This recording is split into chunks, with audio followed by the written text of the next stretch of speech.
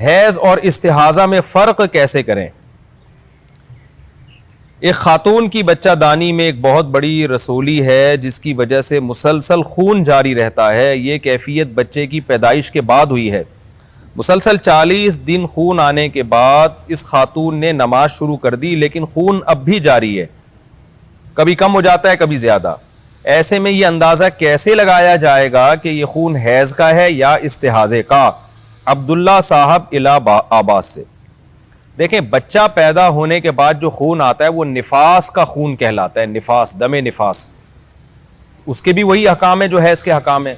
تو یہ ان خاتون نے اچھا کیا کہ 40 دن کے بعد نمازیں شروع کر دیں. اب نفاس کے خون کا حکم میں پہلے بتاؤں گا, حیض کا بعد میں بتاؤں گا. نفاس کا مسئلہ یہ ہے کہ اس خاتون کو اگر پہلی دفعہ بچہ پیدا ہوا ہے, پہلا بچہ ہے یہ, تو 40 دن انہوں نے نماز چھوڑی, صحیح کیا. 40 دن کے بعد یہ جو خون آ رہا ہے یہ استحاضے کا کہلائے گا, یہ نفاس کا خون نہیں کہلائے گا. لیکن اگر اس خاتون کو اس سے پہلے بھی بچہ پیدا ان کا ہو چکا ہے تو پھر یہ دیکھیں کہ پچھلی دفعہ ولادت میں نفاس کا خون کتنے دنوں کے بعد بند ہو گیا تھا. تو 40 دن تک تو انہوں نے نمازیں چھوڑی, وہ تو ٹھیک کیا اس کی, کیونکہ ان کو کیا پتا تھا کہ حیض ہے کہ استحاضہ ہے.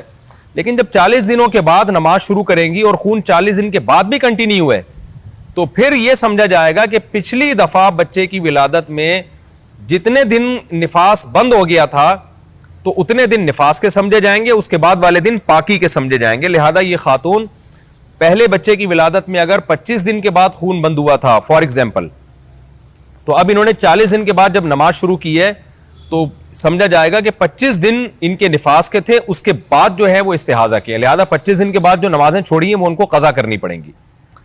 تو یہ مسئلہ تو میں نے نفاس کا بیان کر دیا.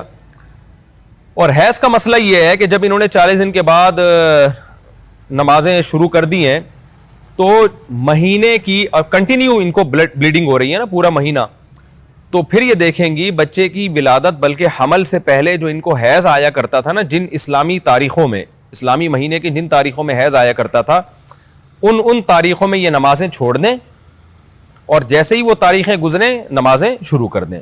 تو یہ حکم ہوتا ہے اس عورت کا جس کو کنٹینیو بلڈ آتا ہے. تو بس وہ ان دنوں میں, جن دنوں میں اس کو حیض آتا رہا ہے وہ حیض کے دن سمجھے جائیں گے, اور جن دنوں میں حیض نہیں آتا رہا وہ استحاضہ کے دن سمجھے جائیں گے.